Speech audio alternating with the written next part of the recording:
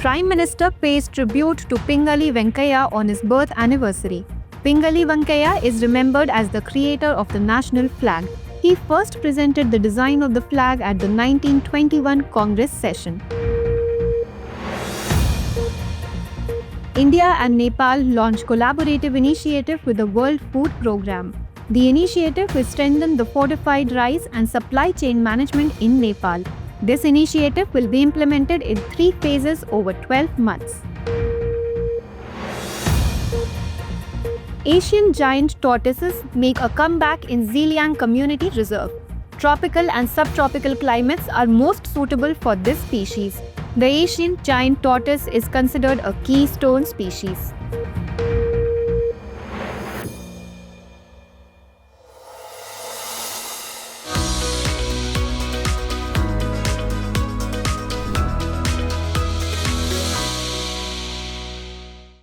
Recently, the Prime Minister paid tribute to Pingali Venkaiah on his birth anniversary. Pingali Venkaiah was born on 2nd August 1876 in Andhra Pradesh. He was a freedom fighter and the designer of the Indian national flag, which later evolved into the present tricolour. In 1921, he presented the flag design to Mahatma Gandhi at the Congress session in Vijayawada. His original design included 3 stripes representing major communities of India and a spinning wheel symbolizing self-reliance. In 1947, the design was modified to include the Ashok Chakra symbolizing law and progress. On 22nd July 1947, the Constituent Assembly officially adopted the national flag. The Indian national flag consists of 3 horizontal stripes, saffron at the top, white in the middle and green at the bottom, with all stripes being of equal proportion. In the middle of the white band is a navy blue wheel which represents the chakra with 24 spokes. The flag's dimensions follow a 3:2 ratio. For your information, the Indian Flag Code is a collection of rules related to the use, respect and protection of the tricolour flag in India. It provides guidelines on how to properly hoist the Indian national flag, the usage of different sizes and colours of the flag and how to honour it. The code was amended on 26 January 2002. After the amendment, Indian citizens were permitted to hoist the national flag at their homes, offices and factories on any day. Recently, India has launched a collaborative initiative in Nepal to strengthen fortified rice and supply chain management. This initiative has been launched with the cooperation of the United Nations World Food Programme. It demonstrates the commitment of both countries to work together to share innovations and strengthen food systems. This project will be implemented in 3 phases over a period of 12 months. The first phase will focus on needs assessment and stakeholder engagement. The second phase will involve a study tour to India for Nepali officials, which will include practical demonstrations and expert briefings. The final phase will focus on developing an action plan. The training component will be implemented through the Indian government's Indian Technical and Economic Cooperation Programme. It is believed that fortified rice enriched with micronutrients like iron, folic acid and vitamin B12 will help address public health deficiencies. For your information, WFP is the largest humanitarian agency globally. It was established in 1961 by the United Nations General Assembly and the Food and Agriculture Organization. WFP saves lives in emergency situations and helps communities become self-reliant and better equipped to cope with shocks through its assistance. Its headquarters is located in Rome and it operates in over 120 countries. The funding for WFP includes voluntary donations from governments, corporations and private donors. In 2020, WFP was awarded the Nobel Peace Prize. Recently, Parliament has extended the President's rule in Manipur for another 6 months. President's rule, which is implemented under Article 356 of the Indian Constitution, becomes effective when the President believes that the state government is unable to function according to the constitutional provisions. This decision can be based on the Governor's report or any other reliable source. During President's rule, the President can assume control over all the functions and powers of the state government. This includes powers exercised by any authority in the state apart from the governor or state legislature, although the powers of the High Court remain unaffected. Additionally, the President may declare that the powers of the state legislature will now be exercised by the Parliament.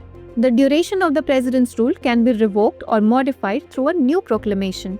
It can be imposed for a maximum period of 3 years, but for its continued validity, the Parliament's approval is required every 6 months. The purpose of this provision is to prevent the misuse of President's rule and to maintain constitutional order. Recently, India has taken a significant step to address micronutrient deficiencies and improve agricultural sustainability. India has announced the adoption of bio-fortified potatoes enriched with advanced iron content developed by the International Potato Center based in Peru.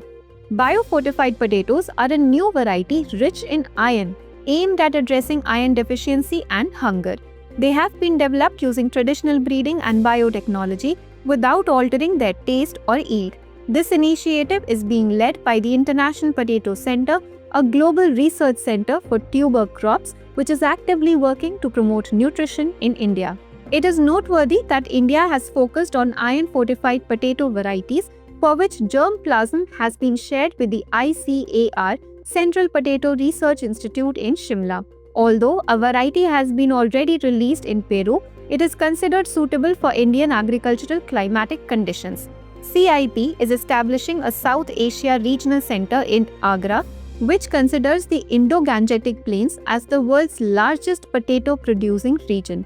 This center will promote regional research and development as well as enhance seed accessibility. For your information, farmers in Odisha, West Bengal, Karnataka and Assam are growing vitamin A enriched bio-fortified sweet potatoes. Recently, the largest Asian tortoise species has been reintroduced into the Zeliang Community Reserve in Nagaland. The Asian giant tortoises are typically found in the tropical and subtropical mountain evergreen forests of countries such as Bangladesh, Brunei, India, Indonesia, Malaysia, Myanmar, Singapore, and Thailand. However, this species has become extinct in Singapore. It is the largest tortoise species found on the mainland of Asia and is considered a keystone species, meaning its existence is essential for maintaining the balance of the entire ecosystem. This species is the only one that builds a nest above the ground to lay its eggs, while other tortoises dig holes in the ground for egg laying. In terms of conservation status, the species is listed as critically endangered on the IUCN Red List. Additionally, it is included in the Schedule 1 of the Wildlife Protection Act 1972. The species faces threats due to illegal hunting, habitat destruction, and poaching for local consumption. Recently, a joint census conducted in Kerala and Tamil Nadu recorded a total of 2,668 Nilgiri Thars. Of this, 1,365 Thars are from Kerala and 1,303 Thars are from Tamil Nadu. The Nilgiri Thar is a mountain ungulate species found in the southern part of the Western Ghats. It is also known as the Nilgiri ibex or simply ibex. Locally, this animal is called Varayadu. The species is found across an area of about 400 kilometers in the Western Ghats, spanning Kerala and Tamil Nadu. It is the state animal of Tamil Nadu. The highest population of Nilgiri Thar is found in the Iravikulam National Park in Kerala. This species resembles a goat with small, dense fur and thick hair on its body. Males are larger than females. As they mature, their color becomes darker. Both sexes have curved horns, which are larger in males and have markings on their faces. For your information, the Nilgiri Thar is listed as endangered in the IUCN Red List. It is also protected under Schedule 1 of the Indian Wildlife Act 1972. Additionally, the Tamil Nadu state government launched the Nilgiri Thar project in 2023 to conserve this species. Recently, the National Medicinal Plants Board signed 2 important Memoranda of Understanding. The primary aim of these agreements is to conserve medicinal plants that are on the brink of extinction. Additionally, the establishment of a National Medicinal Plants Garden at AIIMS, New Delhi, is also a part of this initiative. The National Medicinal Plants Board was established in the year 2000. The board operates under the Ministry of Ayush, Government of India. Its primary objective is to establish coordination between various departments to develop the production sector of medicinal plants. The board promotes both in situ and ex situ conservation of medicinal plants, encourages the cultivation of local medicinal plants and aromatic plants of medicinal importance, and supports research and development. It also works towards raising awareness for the establishment of herbal gardens in homes and schools. Additionally, the board supports quality assurance and standardization, such as good agricultural and collection practices. It also facilitates the certification of the quality of natural medicines, seeds, and planting materials. Recently, exercise SIMBEX 2025 concluded. It is a bilateral maritime exercise held between the navies of India and Singapore, aimed at strengthening maritime cooperation and mutual understanding between the two nations. This year's exercise included a shore phase at the RSS Singapura Changi Naval Base and a sea phase held in the southern reaches of the South China Sea. According to the Ministry of Defence, the maritime phase involved ships from both navies and aircraft from the Republic of Singapore Air Force. The Republic of Singapore Navy deployed a formidable class frigate, RSS Supreme, and a Victory class missile corvette, RSS Vigilance, which was supported by the MV Mentor. The Indian Navy participated with INS Satpura, a Shivalik class frigate. RSAF also contributed an S-70B naval helicopter, 2 Fokker 15 maritime patrol aircraft, and 2 F-15SG fighter jets to the exercise. During the coastal phase, both navies engaged in a joint planning, simulator training, professional exchanges, and sports activities. It is important to note that SIMBEX is a symbol of the long-standing partnership between the navies of India and Singapore, which began in 1994. SIMBEX 2025 enhanced war-fighting skills, interoperability, and shared commitment to maritime security in the Indo-Pacific region between the two navies. That's all for now in this bulletin. After the news, let's take a quick look at 5 questions related to the bulletin. That's all for now in this bulletin. Don't forget to like, share, and subscribe to Drishti ISS English and Hindi YouTube channels. Question 1. Consider the following statements regarding SIMBEX 2025. 1. It is a joint exercise conducted between the navies of India and Singapore. 2. It began in 1992. 3. The objective of this exercise is to strengthen maritime cooperation and mutual understanding between the two countries. How many of the above statements are correct? A. Only 1. B. Only 2. C. All 3. D. None of these. Question 2. Consider the following statements regarding biofortified potatoes. 1. It is a new variety rich in iron content. 2. It has been developed by the International Potato Center in Peru. 3. It was developed using traditional breeding and biotechnology with changes in taste. How many of the above statements are incorrect? A. Only 1. B. Only 2. C. All 3. D. None of these. Question 3. Consider the following statements regarding Pingali Venkaiah. 1. He was born on August 2, 1876 in Andhra Pradesh. 2. He was a freedom fighter and the designer of the Indian national flag.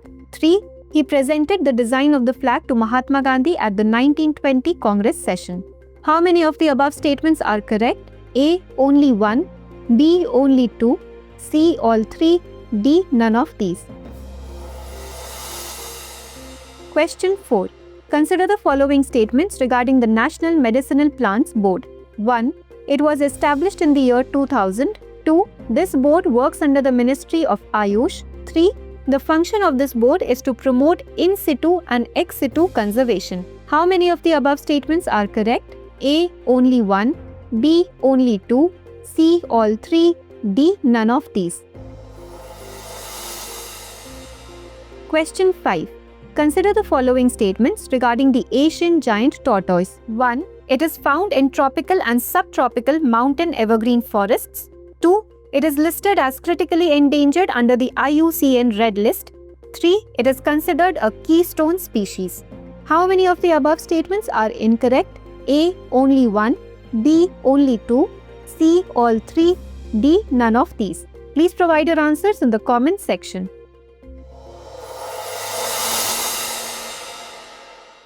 For more informative content, like, share and subscribe, and do not forget to press the bell icon to get the notifications.